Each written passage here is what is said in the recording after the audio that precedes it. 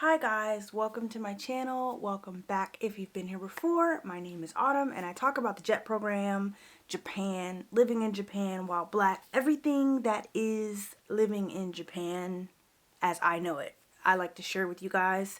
A few weeks ago I had you guys answer or ask me some questions on Instagram and on YouTube, and I only got a few questions. I got just a few. So some of y'all was just like, hey, which hey back, but come on. So I was able to get on Reddit and find some questions there so that we could make this a pretty beefy video for you, because I'm sure people may have similar questions. So yeah, we're gonna go ahead and get into it. So let's do this.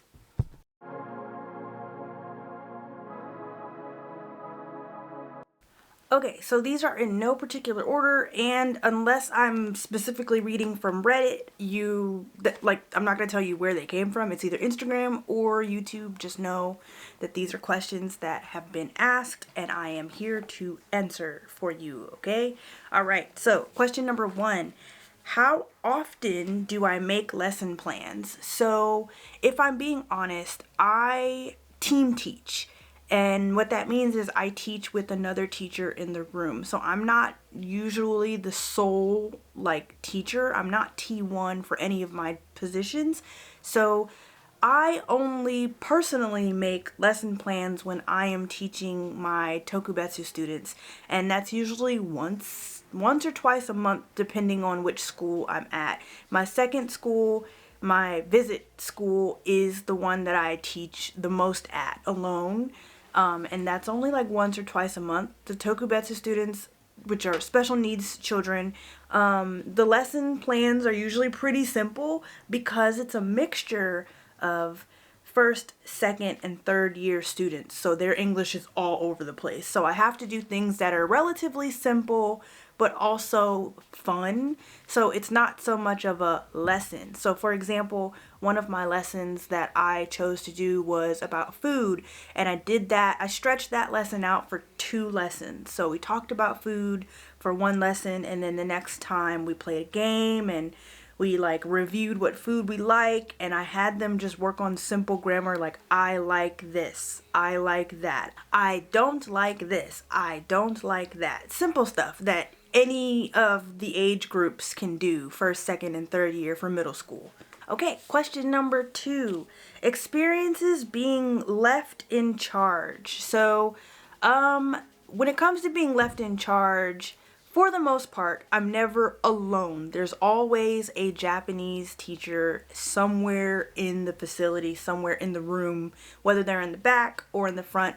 Now, sometimes, I know they're not supposed to do this. They're not supposed to leave you alone in the room without, a supervisor, and another adult, technically, just because for the safety of the children, and people can be weird, so I get it. But whenever I am left alone with the kids, usually it's not that bad. It's 5-10 minutes at most, and usually I'll just play a game with them. Easy games that I can play that don't require English are hot seat. Well, technically that does require English, but they love it anyway.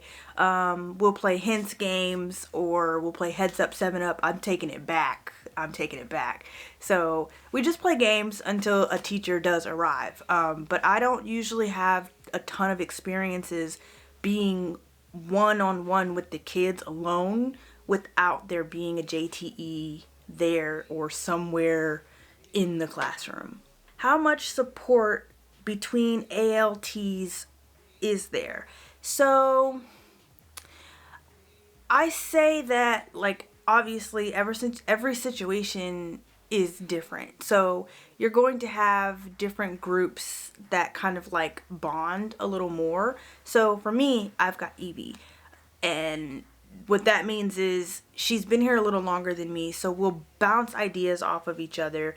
As far as game ideas, teaching ideas, we kind of we have group chats throughout Fukushima. There are 2 main ones that I know of, for each region because Fukushima is broken up into different regions.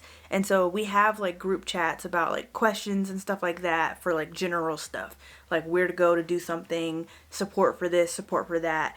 I think as far as socially, it's a pretty decent support system. Like people here, we're all going through the same thing. We're all expats. So support in that sense, we got you. But support on the teaching side may be a little bit different just because everybody's like situations are different. Some teachers are high school jets, some teachers are middle school jets. I don't know too many elementary school jets. I know a few, but not a whole lot. So like we support each other with like game ideas and activity ideas and stuff like that. Do jets share lesson plans or ideas with each other? So yes, we do share lesson plans and ideas for the most part. I'm trying to get somebody to like come off with their ideas. My one friend, Mark, hey Mark, he is probably one of the best JTEs or JTs. He is probably one of the best ALTs like I've ever seen in action. He is so like I'm gonna gas him up real quick. Like his interaction with the children, like you can tell that this is like a passion for him. So I do try to like, hey Mark, give me some pointers. But for the most part, most of us usually use the same resources. The resource that I use is Wikipedia. It's kind of like Wikipedia, but like for ALTs. There's a bunch of games, activities, PowerPoints, like breakdowns of lesson plans. It's really not that bad. I mean, I personally, I really like it. We do share like ideas more than lesson plans though. So I will say like most lesson planning is usually done by your JTE. You shouldn't have to, but every situation is different, so who knows? Maybe you might be making a lesson plan. In that case, I'm sorry, I can't help you because I barely touch surfaces with lesson plans because of the position of my job. Is the TEFL or TESL worth it? So I will say, going back to the whole lesson plan thing, I know how to write lesson plans because of taking the TEFL course. I will say that. I did not go to school for teaching. I went to school for communication and like speeches and speaking. It really helped me like gauge like how to identify a child's weak point.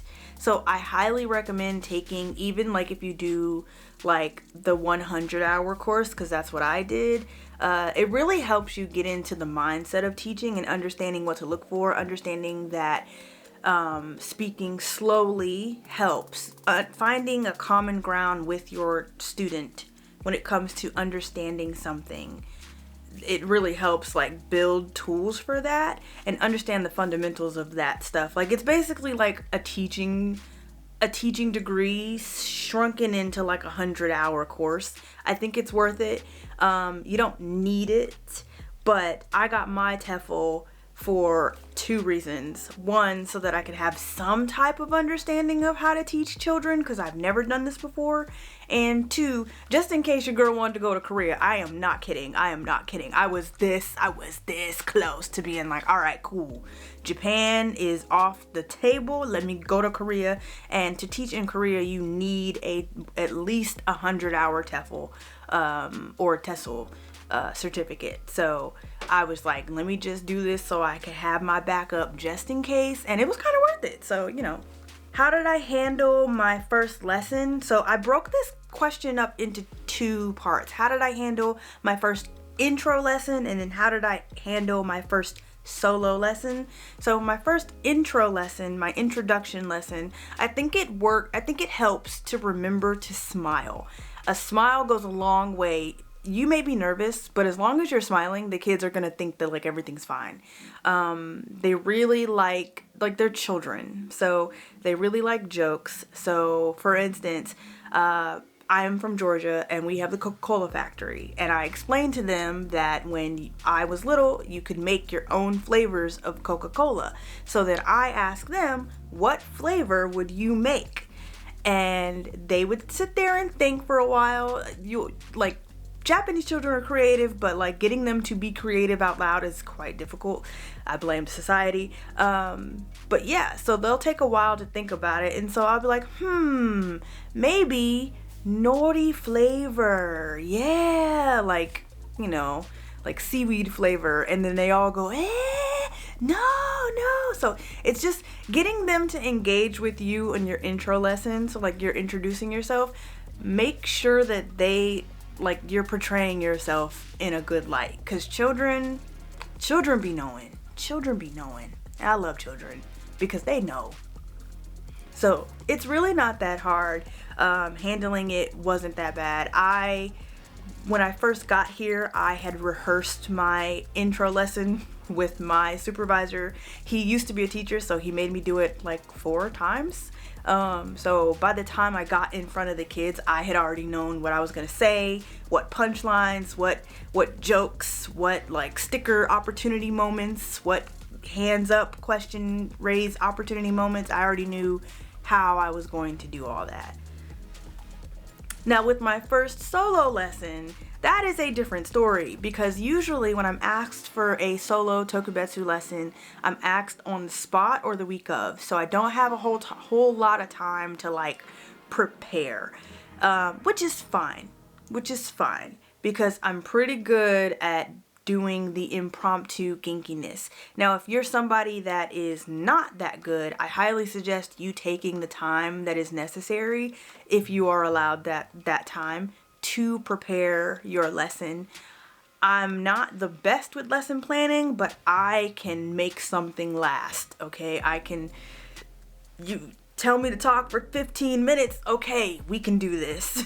So I highly just suggest you practice, really practice what you're going to say, practice how you're going to interact with the children for the first solo lesson. I think that would be really beneficial. Do you have a structure for your lessons?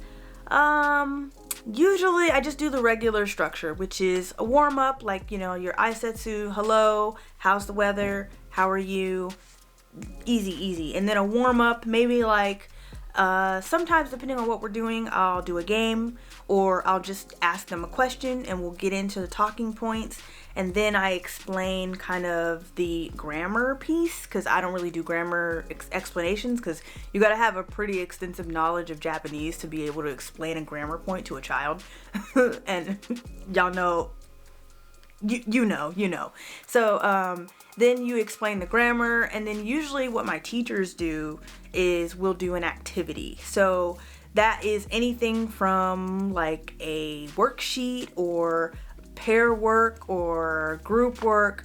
And usually with my tokubetsu students, my special needs students, I don't have enough kids to do group work, and they're not exactly willing to work together, so I usually almost always have a worksheet, something that's fun that they can color, or they can fill in the blanks, or they can work on penmanship, just anything that is hands-on and they're working and writing. I usually choose to do that, and then I personally will end the session with a fun game. So we'll either play something like a memory game, or we'll play I Spy or something that has to do with the lesson in whole. So that's usually how I do things, so that way it's consistently fun throughout, and it's not just grammar, repetition. They're repeating, but they're having fun with it.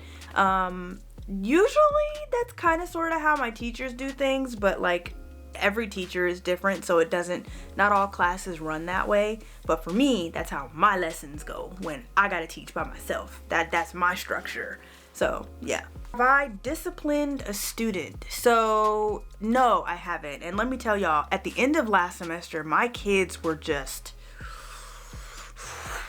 they were working my nerves. I love my students, but boy, I was like, if you don't sit your they were working my nerves. I have never disciplined a student. However, I will be really, really polite at the end of class. I'll pull them to the side and I'll just be like, you having a rough day? Like, are you tired? Or like, do you understand what's going on? And like, usually they'll talk to me and they'll be like, oh yeah, I get it. Or they'll be like, oh yeah, I'm just really tired, that's why I kept falling asleep. And I just tell them like, it's okay, like we all get tired, trying to be understanding. I don't discipline the students. However, the teachers do discipline the students. I have never truly seen any true discipline. I've heard yelling, I've heard like, very forceful, like stop, sit down, stop playing. For the most part, though, I think it's pretty, like, Japanese children in comparison to American children are not as, like, rowdy and, like, crazy and, like, unpredictable when it comes to behavior. So I think that a good stern, like, hey, please sit down, or dame da yo, or please stop is good enough. I never had to actually discipline them myself, which, thank God, because I don't have children yet. So God is still working on that part of my patience. Very much so. What part of JET is the best? So the best part of JET is probably all the great people that I've met, and I know exactly who put this out here, who put this question in here. The best part of JET is the people. Also being able to travel, because I've never left America outside of like the islands and stuff. So this was such a great opportunity to travel and go somewhere else and see something different. I've always been stuck in this USA bubble, and for me to be outside of it, I'm now forced to like live in a space that isn't America and a mindset that isn't America. And although it's been tough, it's definitely been eye-opening. So the people that I've made as friends, the people that I have met, because I have met some very interesting characters, like, that's pretty much like the best thing that JET has brought for me. So if you are on JET, why don't you answer that same question? What is something that you like the best about the JET program? So, and if you aren't on the JET program yet, because we speak things into existence, please put down what's something that you're looking forward to in the comments about JET. Okay, let's keep moving. Does the devaluation of the yen affect your daily life in a big way? Yes. So I owe a lot of money in America. Most of that being credit card debt. Well, no, actually, student loan debt, but I ain't ever paying that back. They not ever getting that money back. But most of it that I plan to pay back is credit card debt. And sending money over is it's soul crushing right now, and I know that it's never gonna get better because the yen just keeps getting weaker and weaker. But the good thing is, over here the yen is fine. Like, it works with the system that we live in over here. It just doesn't work when you're sending money backwards. If you're sending US to yen, oh, it's perfect. You bala, like, bring in the coins. But sending it back has been I lose like hundreds of dollars in exchange money, and it sucks so bad. So yeah, y'all pray that one of my family members hits the lotto, because your sister could use it. I could use it. How much money did you need to save before going to Japan? So I feel like a good comfortable place to save money would be like between 4,000 USD and 5,000 USD. And the reason why I say that is because you really, like, you don't get paid until your first month, but you really don't actually need that much money, unless you're like getting a car. But like, these are things that your contracting organization should, in theory, should tell you beforehand. I know that some people have to pay key money, some people have to like pay for their first and last month's rent. I just say bringing that amount of money should be safe. You can definitely bring more, but for me, that was more than enough to get myself on my feet in Japan, like going grocery shopping for the first time, getting gas for the first time, like just having that in my mind, I know I'm not a broke bee, was a sense of comfort. Okay, y'all don't understand, because we like I said, bringing money from the US to Japan, I was money everywhere around me, dollar bills, y'all. Like, it was great. I was fine. So yeah, that's what I recommend bringing. However, like, it really just depends on your situation. If you are placed somewhere like Tokyo or Osaka or any of those major cities, then maybe you might need a little bit more. I mean, good luck to you and all your friends. Like, good luck. But, like, probably bring a little more. But for me, being in Fukushima, in the slight Inaka, I only needed about, like, 4,000. And honestly, that wasn't even, like, I didn't even need that much, because that wasn't even the cost of my car. That wasn't the cost of, like, my Hanko stamp. All the other stuff I had to set up, insurance, fire insurance. Like, that stuff all was under $4,000. I still had quite a lot left over. So I mean, it's up to your own discretion. Save as much as you possibly can. That is all I am gonna say. Just save. Okay, this one's a special one. Why is Mark better than Evie? Ha ha. Okay, Mark. All right, Mark. I can't really answer this question, because Mark and Evie hold a special place in my heart. So I can't say one is better than the other. But Mark, until you translate medical documents for me, I think you're gonna have to sit in the second seat. You're gonna sit in the second seat. I love you, but I need Evie. I need her. And now I'm gonna answer questions from the Reddit page, just some of them that I saw, because some of them were pretty interesting. And I'll be quick because this is kind of long. Okay, so the first question on here is, what are some things you've done that surprisingly made a good impression with your students and staff? So for staff, some of the things that I've done that are surprising and like the staff really like is when I bring omiyage from different places that I've visited. I know that technically you don't have to, but the trick about omiyage is like the way into a Japanese person's heart. Like, me going on these trips, I'm always buying some type of souvenir, edible souvenir for my teachers, whether they like me or not, because it allows me to like sneak my way into a conversation with them, and it's kind of helped me build community with my school. So they know where I've been, they know where I've visited, because they get a little piece of it too. Now, I'm not saying you have to, but I think that it's beneficial. That's probably one thing that I think that they really are impressed with, that no matter where I choose to go for a vacation or like a long like trip, I'm always bringing something back from, like, I'm always thinking of them. So I think they really appreciate that. For the students, I think that remembering little things like their favorite color or their name has been really helpful recently. But before that, I feel like something that made a good impression with the students is just like showing them that I am human too. So like when I would have small conversations about just being tired or having a good time or being sad, like they really appreciate that. I think that they also appreciate how like caring I am. So last year I had a student that was crying and I was so worried about her. We don't speak the same language, but I just wanted to give her a hug.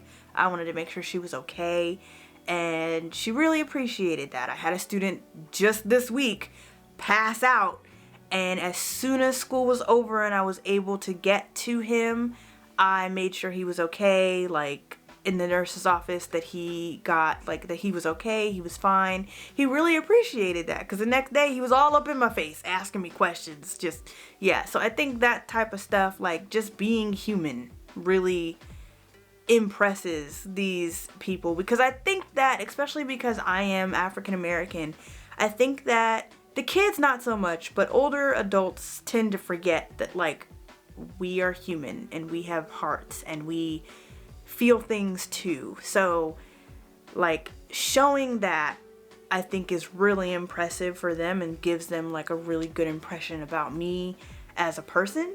So yeah, to answer that question, that's that question. Do apartments in Japan come with fridges, stoves, etc.? So I will say not always. My apartment came with a fridge, a stovetop, and a microwave oven. Not all apartments come with that stuff. Some apartments are empty. Some apartments are super empty and you have to buy all that stuff yourself. Luckily, I didn't have to buy all that stuff, so it was already here. I have upgraded a lot of it, except for the fridge, because ain't nobody got that type of money. But I've upgraded it, and like for me and the next person.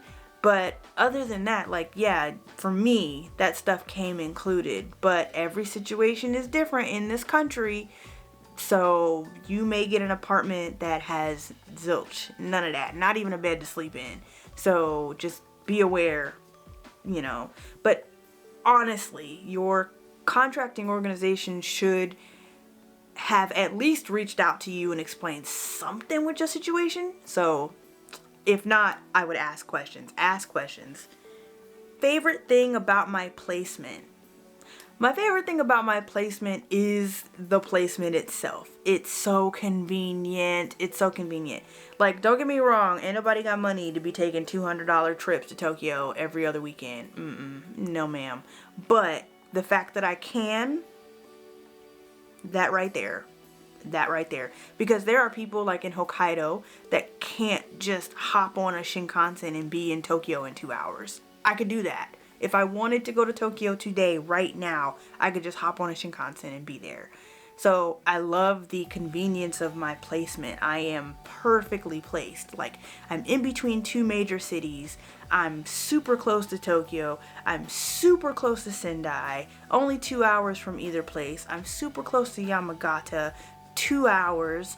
I'm like in the prime location, and I cannot speak more amazingly of Fukushima, because this prefecture is probably the best placement that you could ever ask for. And honestly, if you're going to apply to the JET program, ask for Fukushima. You may not get it, but ask, because this place is amazing. It's not too hot, it's not too cold. The south, Kansai, Kyushu, it's hot as balls down there. The north, Aomori, Hokkaido, y'all be tripping with all that snow. Fukushima is just perfect. Yes, we get a lot of earthquakes, but not half as many as Sendai, not half as many as Kumamoto. We are fine here. It's perfectly fine. All that stigma about the power plant and the nuclear stuff that's been done, it's over. We are fine. This place is amazing. Fukushima, I love you, girl. I love you. Okay, this one is the last one that I'm going to answer because we are reaching the 29-minute mark.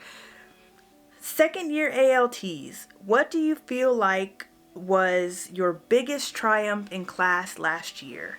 So I think my biggest triumph in class last year wasn't actually in the classroom. It was outside of the classroom, and that was the speech contest. So I was taking over for a JET that left, so I had her schools plus my schools that I was helping practice with the speech contest and speaking and enunciating and pronouncing words and like just giving them the courage to speak. And I think that when you're doing this type of practicing, people just focus on the material, the words, the speech. Can they say this? Can they say that? I was more, are you comfortable with your speech? I was teaching them how to breathe. I was teaching them how to move and be more fluid when they are doing a speech. I was teaching them how to be comfortable in their own skin while also talking in front of groups of people. And in fact, the reason I know this was my biggest triumph is because I had multiple students at the end of the year when they graduated tell me that they appreciated me telling them to just breathe. Something as simple as just like, these kids don't breathe. So something as simple as that, like, I was able to get that point across and it resonated with these kids, and I think that that is my biggest triumph of last year, because that's what they took from it. So that was my, like, but yeah, so that is pretty much it with the question and answers. If you guys have any other questions, I could totally do another question and answer. Like, these are actually pretty fun. I'm going to go because I need to get ready for a birthday party, because I'm always going to somebody's birthday party. You know me. But yeah, so I'm gonna go. Thank you guys so much for watching. Don't forget to like, comment, and subscribe. Don't forget to comment down below what is something you are looking forward to when you join the JET program. And I will see you guys in another video. So, bye. Ooh, child. If y'all don't understand how much it took me to sit in front of this camera today. Because I have, like, this week drained me. This week has really just, whew, I'm tired. Like, I'm real tired. Like, my soul is tired. Yeah, I'm gonna go get ready for this birthday party, and I will see you guys later. Don't forget to always, always, always, always keep it cool. See you.